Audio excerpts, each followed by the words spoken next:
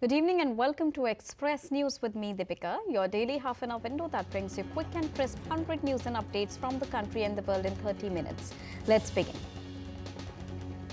Prime Minister of India Narendra Modi shared his experiences from Lakshadweep on the social media platform X. He expressed his gratitude towards the people of the island for their hospitality. India's External Affairs Minister Dr. S. Jaishankar is on a two-day visit to Nepal's Kathmandu for the 7th meeting of India-Nepal Joint Commission. On his arrival, he tweeted, and I quote, "Looking forward to the engagements over the next 2 days," unquote. India's External Affairs Minister attended the 7th meeting of the India-Nepal Joint Commission in Kathmandu.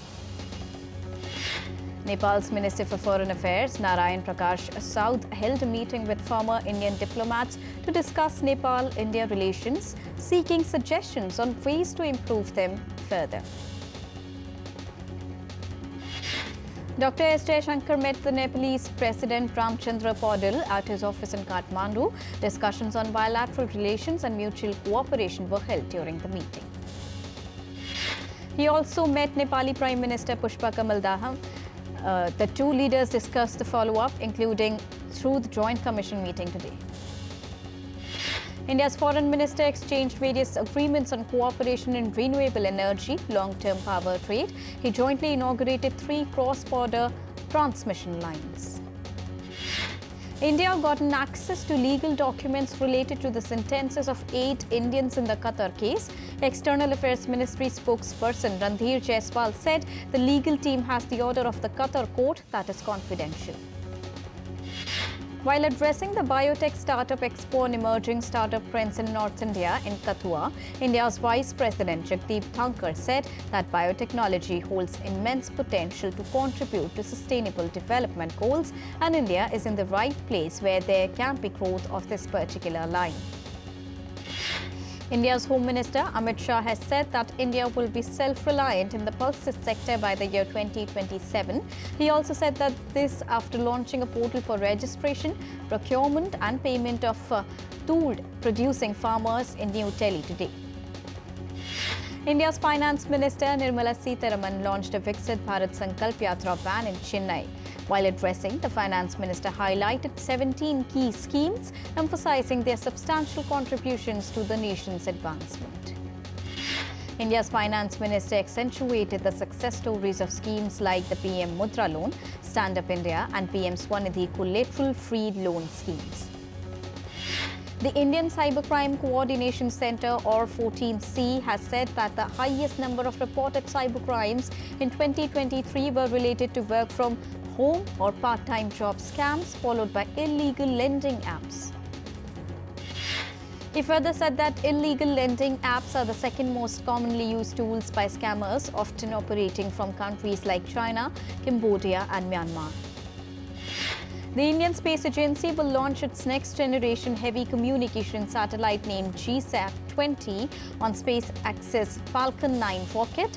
This is the first time the Department of Space and Indian Space Research Organization will use the SpaceX launcher, which may lift off from Florida. The Indian Navy continues to monitor maritime security in the North and Central Arabian Sea and Gulf of Aden. Indian naval ships and aircraft remain mission deployed for maintaining enhanced surveillance and undertaking maritime security operations. In the last week, Indian naval task groups have investigated a large number of fishing vessels and boarded vessels of interest. Indian Navy remain committed towards ensuring safety of merchant shipping and seafarers in the region. A local court of Jaunpur in the North Indian state of Uttar Pradesh on Wednesday sentenced a Bangladeshi and another man to death over their role in the 2005 Shramjeevi Express blast, in which 14 people were killed and 62 were injured. The court also imposed a fine of 5 lakh rupees each on the convicts, who were operatives of the Harkatul Jihad al-Islami, a Pakistani-based extremist outfit. In a notable achievement under the Make in India initiative, Apple Inc. successfully assembled iPhones with a freight on board value exceeding $7.19 billion during the initial 7 months of the fiscal year 2023-24. Moving on to business and economy, the Indian markets ended in trade on Thursday. Sensex jumped 490.97 points to settle at 71,847.57. Nifty climbed 141.25 points to settle at 21,652.6. The Indian rupee rises 8 paise to settle at 83.32 against the US dollar. Gold futures maturing on the 5th of February next year stood at 62,713 rupees per 10 grams on Multi-Commodity Exchange of India Limited. Silver futures maturing on the 5th of March next year stood at 72,373 rupees per kilogram on the Multi-Commodity Exchange. After a strong end to 2023, US stock indices closed 2024's second session down again in extended profit-taking on Wednesday, with minutes from the Federal Reserve's December meeting failing to shake off the funk hanging over the markets. The Asian markets opened with declines as US stocks slipped. Japan's Nikkei slid by 1.59% to 32,931.96. Topix was down by 0.36% at 2,357.97 during the opening session. In Tokyo, a minute of silence was observed before the markets were opened for the new year. The Japanese government and Bank of Japan requested support to provide financial services in areas affected by the earthquake. Oil prices rose in early trade on Thursday, extending yesterday's sharp gains amid concerns about Middle Eastern supply following disruptions at field in Libya. American investment bank Goldman Sachs revised India's current account deficit forecast for the year 2024 to 1.3% of the GDP from 1.9%. Nearly 100 killed as twin blasts rock Iran at 4th anniversary of Iranian General Qasem Soleimani's death. US says Israel, Washington not behind Iran blasts. UN chief strongly condemns attack on Soleimani ceremony in Iran. Iran vows to track down the attackers. The US assumed that the two explosions that killed nearly 100 and wounded scores in Iran was a terrorist attack of the kind ISIS has been responsible for in the past. Iran's President Ibrahim Raisi cancelled his planned visit to Turkey after attacks in the southeastern city of Kerman. Turkey's communication directorate said the visit was delayed due to a later date after a telephone call with Raisi. US and 11 other countries reiterate call for end to Houthi attacks in Red Sea. Ocean cargo rates climb as global shipping giants extend suspension in view of Red Sea ship attacks.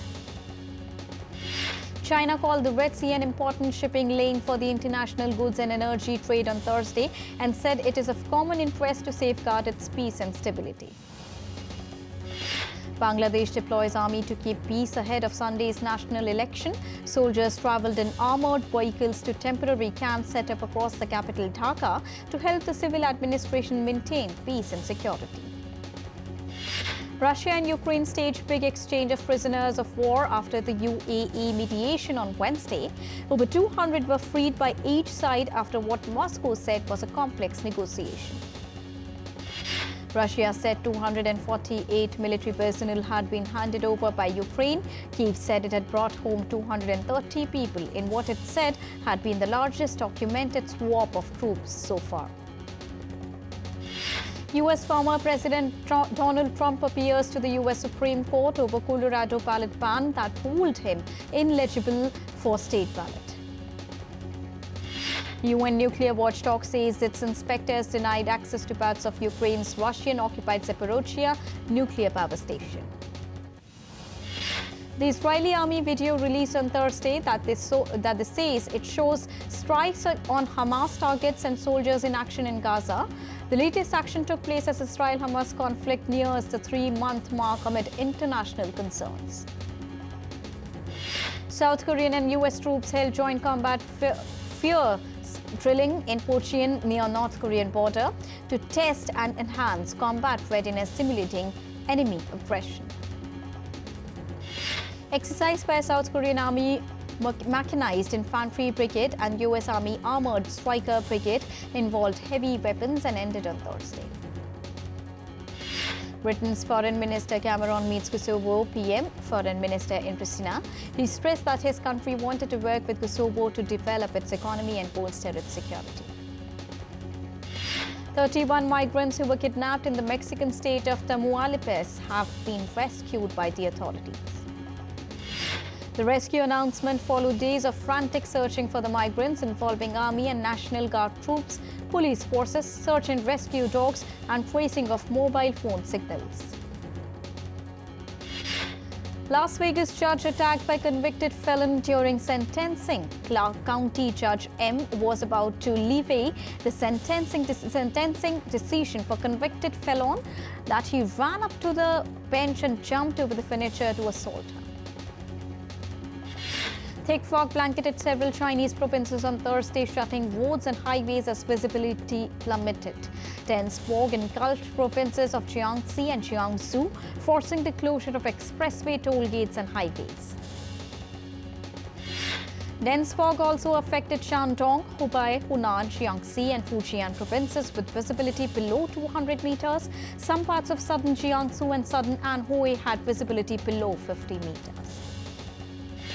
Rescue efforts in Japan stepped up as death toll after the deadly earthquake on New Year neared 77 on Thursday. Number of self-defense force personnel working in the affected areas of Japan would more than double to 4,600 people by the 4th of January to help with rescue and relief work. Japan quake survivors face freezing rain, threat of landslides as over 33,000 people have been evacuated from their homes. Reports show shortages of basic supplies including water, electricity and mobile signals. Storm Hank batters a large swathe of the United Kingdom with hundreds of flood warnings still in place. Large parts of England and Wales experienced strong wind and heavy rains during the storm. More than 250 flood warnings are in place in England, while thousands of homes are without power. 8 other flood warnings are in place across Wales and 1 in Scotland. Sweeping cold wave tightens its grip, blanketing the world's northern hemisphere in frost. Icy winds and sub-zero temperatures pose challenges for cities and people in the global north. Extreme cold weather hits Russia's Moscow. Europe's Nordic region were also freezing as these regions registered as low as -20 and -40 degrees Celsius, respectively. Dense to very dense fog is likely to continue over some parts of the plains of northwest and east India during the next 3 days and gradually decreasing thereafter. As per the reports, 26 trains to New Delhi from various parts of the country are running late. Cold day to severe cold day conditions are likely to continue over some parts of Punjab, Haryana, Uttar Pradesh and Rajasthan states during the next 2 days and decrease thereafter. A fresh spell of rainfall with isolated heavy rainfall is likely to continue over extreme south peninsular India during the next 4 to 5 days. A thin layer of ice was formed over Dal Lake in North India's Srinagar amid extreme cold conditions. Dal dwellers were seen breaking the ice sheet and roving their boats to reach their destinations. In a historic moment for India's Jammu and Kashmir, a mega startup expo is set to unfold in the city of Kathua today. At the event, innovators will unveil their groundbreaking work spanning the sectors of agriculture, industrial biotechnology and space. Kite festival preparations in India started ahead of Makar Sankranti. The festival is celebrated with kite flying and marks the beginning of the auspicious period of Uttarayan. Foreign tourists experience the tradition and folk art culture in the Indian southern state of Tamil Nadu as they enjoy the Indian dance festival at Mahabalipuram in the Chengalpattu district. Bird census begins at 5 ranges in Chilika Lake in India's Odisha as 21 teams of experts have been deployed for the counting. Each team is provided with binoculars, two-way radios, GPS scale and other equipments to conduct the bird census in 5 ranges, which includes Chilika, Balugao, Satapar, Tangi and Rambha under the Chilika Wildlife Division. From mighty tiger to endangered giant Galapagos tortoise, London Zoo embarks on its annual stocktake, counting roughly 14,000 animals. Home to more than 300 different species, this year the zoo expects to open a new reptile and amphibians house, which hopes will educate visitors on conservation. A South Korean zoo unveiled new baby panda twins before their official debut to the zoo visitors. Baby panda twins Hui Bao and Hui Bao, marking their 6-month birth anniversary, will be presented to the zoo visitors at amusement park Everland in Yongin, south of Seoul. Turkmenistan aquariums prioritize comfort and care for 33 fish species as 2024 is Year of the Fish, according to the Turkmen Zodiac. As Turkmenistan embraces the year as the Year of the Fish, the meticulous care practices at aquariums underscore the nation's commitment to honoring the diverse aquatic life gracing its aquariums. The world is observing World Braille Day today, celebrating accessibility for the visually impaired, fostering inclusion, education and empowerment. United Nations has designated the 4th of January as World Braille Day. This day marks the birth anniversary of inventor of Braille, French educator Louis Braille. Pupils of the Palace of Orphans in Turkmenistan received New Year's gifts from the President and Chairman of the country. Popular pop singers performed in front of the children. Theatre groups and circus performers staged a show for the children. World's largest cruise ship called Icon of the Seas docked in Puerto Rico ahead of its inaugural journey from Miami. French highliner Nathan Paulin wowed Chileans by performing on a 50-meter high slackline spanning 270 meters over Santiago's downtown. Nathan Paulin performance marked the inauguration of a local theatre festival called Teatro Amil that will include a series of shows that will take over public spaces in Santiago and some regions of the country. The 35th Palm Springs International Film Festival begins today in California. The festival will screen 179 films from 74 countries. Indian Geo Studios movies Mrs. and Sumo Didi to premiere at the Palm Springs International Film Festival 2024. Paramount Pictures released the final trailer of musical comedy film called Mean Girls. The movie will hit the big screens on the 12th of January this year. American singer Britney Spears took to the social media to put an end to the rumors of a comeback as she claimed she would never return to the music industry. With the launch of Elvis Evolution, a virtual reality experience, Elvis is all set to make a virtual reality comeback in London show. Elvis Evolution will combine artificial intelligence, augmented reality and holographic projection to recreate significant moments in Presley's life and music. 20th Century Studios released the trailer and poster of its psychological horror film called The First Omen. The movie will be released in cinemas on the 5th of April this year. Indian city Bengaluru will host its 15th edition of International Film Festival from the 29th of February till the 7th of March. Films promoting harmony, gender equality to be screened at the festival. Playback singer Kavita Krishnamurthy and violinist L. Subramaniam will start the 33rd edition of Lakshmi Narayan Global Music Festival in New Delhi on the 5th of January.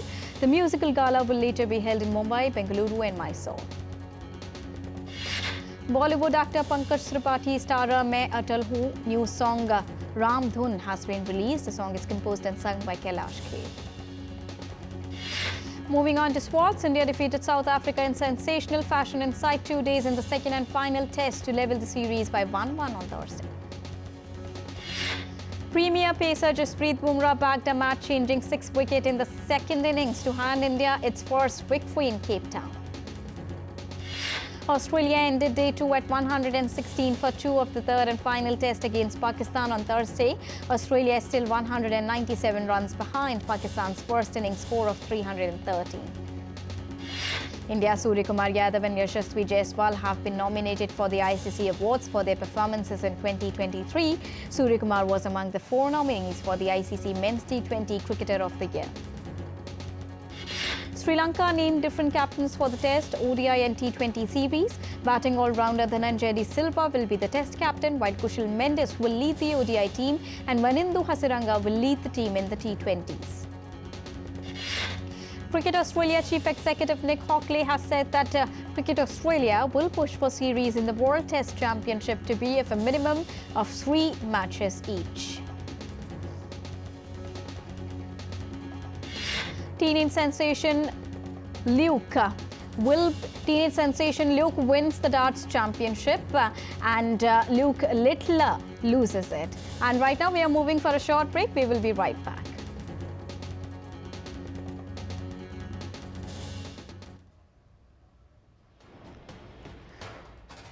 Wherever news breaks, whatever it takes. Connecting corners, cutting across continents. Stories that matter from across the globe. Accurate, authentic journalism that serves you right. From politics to glamour, from sports to world affairs, with a fusion of aesthetics and substance. Introducing news in a new avatar. Experience the world through a new lens. Stay tuned to DD India for an exciting journey beyond borders. In a world that never stops, where information shapes our reality, one app stands out, helps you stay ahead of time. Introducing the DD India app, your gateway to a world of news right at your fingertips. Your most trusted source of news goes global, goes digital. Explore a world of options, top stories, live updates, in-depth analysis and more. Stay informed wherever you are. Real-time alerts keep you ahead of the curve always. The DD India app, connecting you to the world one story at a time. Download now and explore the world of knowledge, insights and authentic information.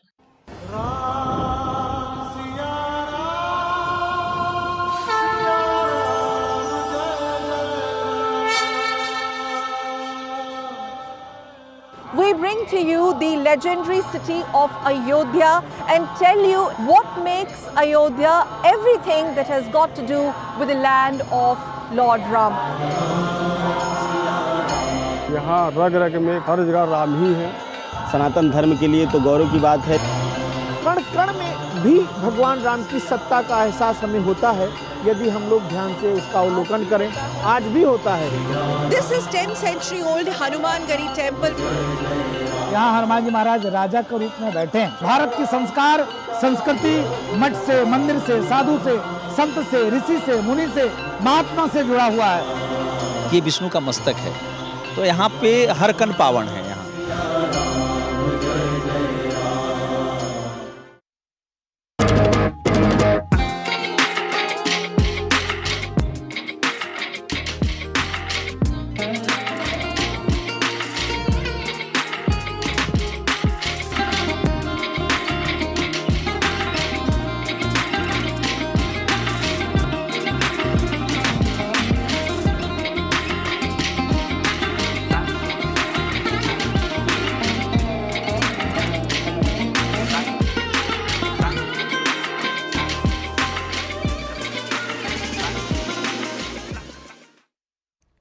Welcome back after that short break. Let's continue with sports updates in Express News.